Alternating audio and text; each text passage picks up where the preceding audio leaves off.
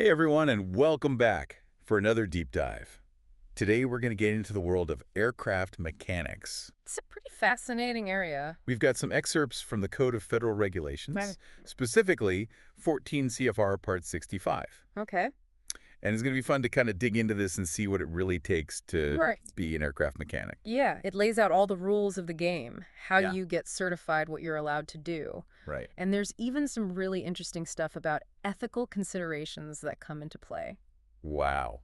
It gets pretty fascinating pretty quickly. Yeah, because it's not just nuts and bolts. No. It's about ensuring safety in this really complex system. Absolutely. So let's start with the very beginning. Okay. How does someone even become an aircraft mechanic? Well, you got to think about it. Yeah. These folks have a lot of responsibility. I mean, they're literally entrusted with people's lives. Yeah. So the FAA understandably has some pretty strict requirements. Okay, so what are we talking about here? Well, first of all, you got to be at least 18 years old. Okay. Got to have a little bit of maturity. Right. A little bit of life experience under your belt. Exactly. And you also need to be able to demonstrate that you can speak and understand English. Okay, that makes sense. Because clear communication is absolutely critical in this field. Right. You don't want any miscommunications when it comes to, safety critical information. Exactly. And then, of course, there are tests. Oh, right. I'm sure there's some testing involved. Oh, yeah, you got to prove your knowledge. You got to prove your skills. So it's not just about knowing how to use the tools. No, it's not just turning a wrench.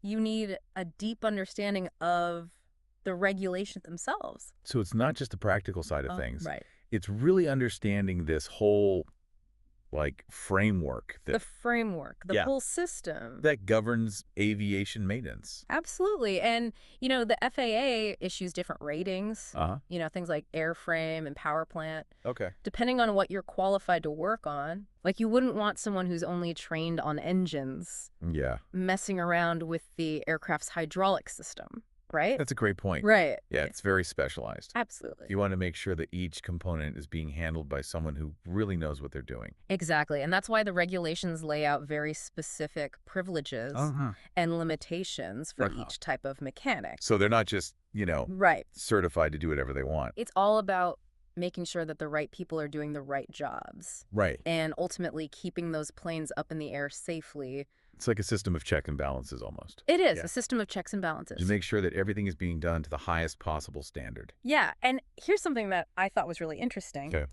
The FAA can actually issue certificates to people outside of the U.S. if they need to. Oh, wow. So it's not just a U.S.-centric thing. Right. It's a global profession. It speaks to the global nature of aviation. Right. That we need consistent safety standards no matter where you are in the world. You want to know that no matter where you're flying, Right. the people working on the planes are held to the same standards. Exactly. So it's not even just a job. It's like a global profession A global profession. with a global impact. It is, yeah. Okay, so let's say you've gone through all the training, Uh-huh. you've passed the tests, you've gotten your mechanic certificate. You're certified. What can you actually do with it? Well, it's basically your license to work on aircraft, Okay, but it's not a free-for-all. so it's not like getting your driver's license and now you can drive anything. No, not at all. Okay, It outlines your privileges and limitations, got it. and it's tied to your specific rating. Okay. So, for example, someone with an airframe rating wouldn't be able to work on engines. Right, so it's all about making sure that you are staying within your lane. Within your lane, staying within the lines. Yeah. And your certificate isn't just a get-out-of-jail-free card either. What do you mean? It can be suspended. It can be revoked. Oh, wow. You can even surrender it under certain circumstances. So you can lose your license. You can. Okay, it's a big deal. Yeah, and the source material actually goes into a lot of detail about that. Oh, yeah. What kind of situations could lead to a mechanic losing their certificate? Well, violating the regulations is a big one. Okay. If you're caught cutting corners or not following procedures, you could face serious consequences. Right, because it's all about safety. Safety first. Yeah. And the same goes for any convictions related to alcohol or drugs. Yeah. The FAA has a zero tolerance policy when it comes to substance abuse in this field. Yeah, that makes sense given the safety-sensitive nature of the work. Absolutely. And Sure. believe it or not, even something as simple as failing to update your address with the FAA Oh, really? could lead to problems with your certificate. So they really want to be able to get in touch with you. They need to know where you are. Okay, so they're serious about keeping track of who's allowed to work on these planes. Oh, absolutely. And I'm guessing they're equally serious about cracking down on anyone who tries to cheat on those exams. Oh, absolutely. Like there's no messing around. Nope. Okay, so let's say you've been a mechanic for a while. Okay. You're following all the rules, everything's going great. Are there ways to kind of level up your skills and Absolutely. certifications? There are. Yeah, can you like climb the ladder in this world? You can't. That's where the inspection authorization, or IA, comes in. Okay. It's like the master level for mechanics. Oh, wow. That sounds impressive. It is. What does that allow you to do? Well, an IA allows you to perform those annual inspections on aircraft. So you're basically the final authority on whether a plane is safe to fly. You could say that, yeah. Wow. And what does it take to get there? Well, according to the CFRs, you need at least 3 years of experience as a certified mechanic. Okay, 3 years just to be eligible to apply. That's right. And you need to be proficient in English. Okay. And you have to pass a whole set of tests Wow. that demonstrate your in-depth knowledge and understanding. It's a big deal. It is. So 3 years of experience that really shows you how seriously they take this role. Oh, yeah. And once you have your IA, how do you keep it current?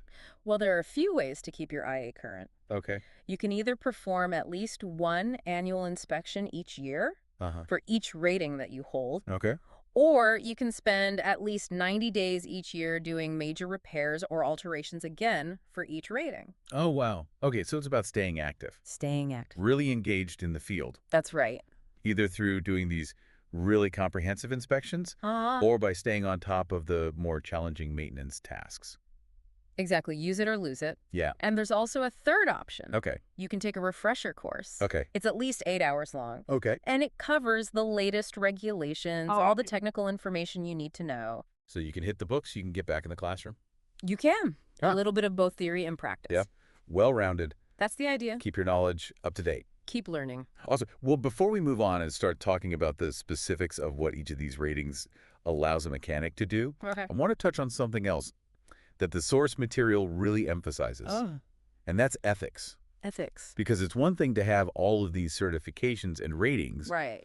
but it's not enough. No. You need to have a really strong moral compass guiding your actions as well. You do. It's crucial. And the source material actually provides a really compelling story. A case study. Yeah, a case study that illustrates this point. Exactly. It involves a technician working on an aircraft, Okay. and he discovers some damage to the ice shield. Hold on. Before we get into that story, Okay. let's take a quick break, and when we come back, we'll hear all about that case study and how ethics really come into play in the world of aircraft maintenance. Sounds good. Okay, so you were saying that this technician found damage to the ice shield on an aircraft. Yeah, he was doing a routine inspection and found some damage to the ice shield. Uh-huh. A pretty critical part, you know? Right, it protects the plane from ice buildup. Exactly, especially during flight. Yeah. So he follows the procedures, removes the damaged part, Okay. but then he runs into a problem. What happened? The replacement part wasn't available. Oh, no. It wasn't in the inventory. So what do you do in that situation? Right, well, you would think they'd just order a new part. Yeah. But the company inspector, Uh-huh. maybe feeling the pressure, you know? Yeah, to get the plane back in service? Just to get it turned around quickly, Right. instructed the technician to just repair the damaged part. Wait, you can't just repair something that's supposed to be replaced, can you? Well, not according to the regulations. Especially when we're talking about something as important as an ice shield. Right, exactly. What did the technician do? Well, he knew that repairing it wasn't the right thing to do. Yeah. So he pushed back. He refused to do it. Wow, good for him. He insisted on following the proper procedures. So he was willing to delay the aircraft getting back into service. He knew that safety had to come first. It takes a lot of courage to stand up like that. It does, especially when you're going against someone in a position of authority. Yeah, you're going against your boss, basically. Absolutely. It highlights how important it is for mechanics to have that knowledge, Yeah. to know the regulations, Right. and the confidence to stand up for what's right. So what happened next? Did the company back down? Not initially. Oh, really? The company inspector actually doubled down. Wow. He told the technician to just slap some epoxy on there. Are you serious? Yeah, and call it a day. But that's not a proper fix. It's a Band-Aid, Yeah. but the technician stood his ground. Good for him. He refused to compromise his integrity. That's amazing. And eventually he found someone else in the company. Who understood the regulations and the importance of doing things by the book. Oh, thank goodness. Right. So in the end, safety prevailed. It did. But it sounds like it was a battle to get there. It was a battle, but it really shows a bigger problem. But That mechanics sometimes face this pressure yeah, to compromise safety for the sake of expediency or cost cutting. that's scary.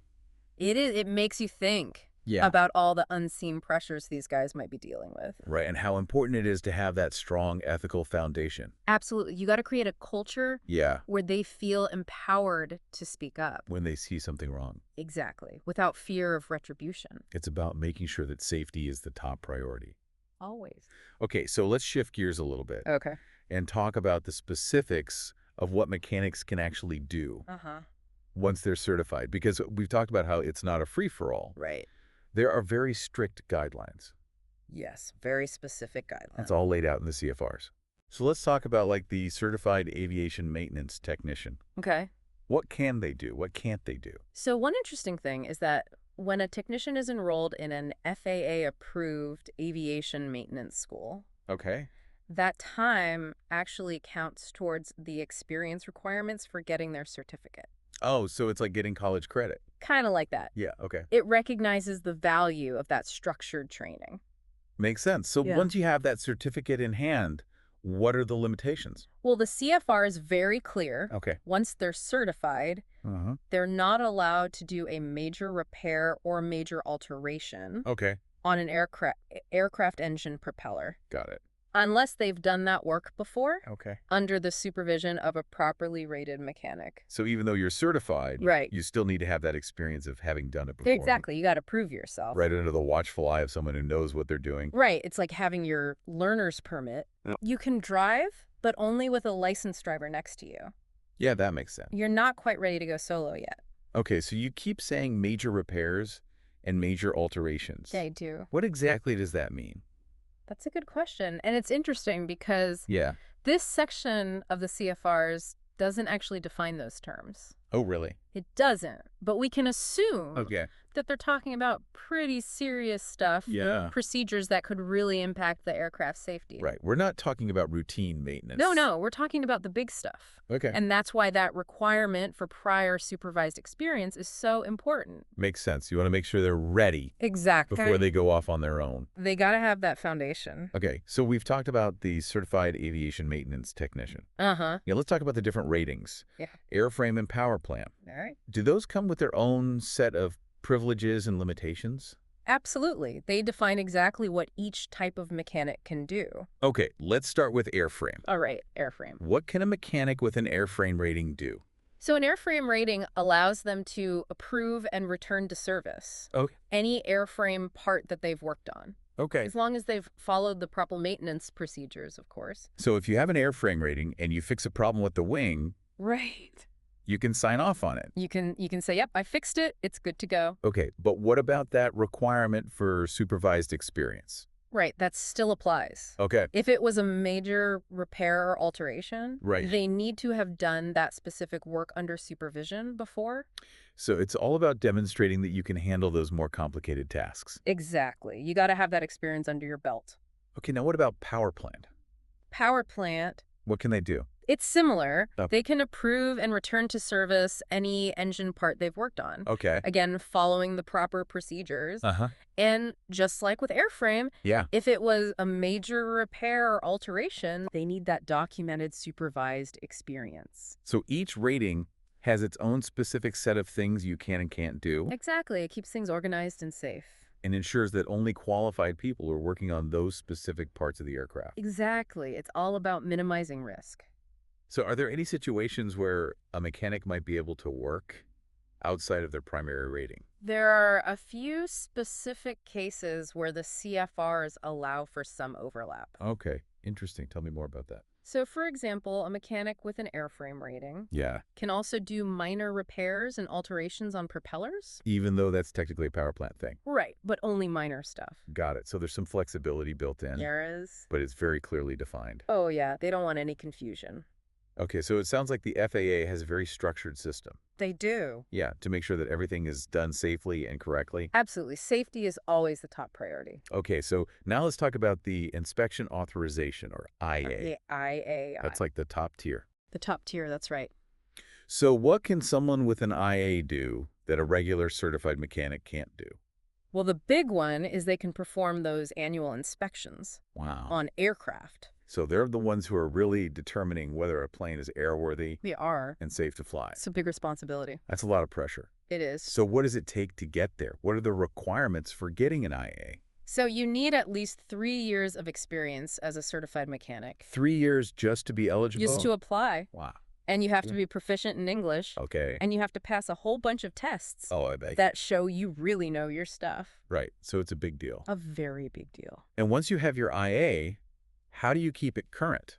Well, there are a few ways to keep it current. Okay. You can do at least one annual inspection each year Uh-huh. for each rating that you hold. Okay. Or you can spend at least 90 days a year doing major repairs or alterations. Okay, so staying active. Staying active, keeping those skills sharp. Yeah. And there's also a third option.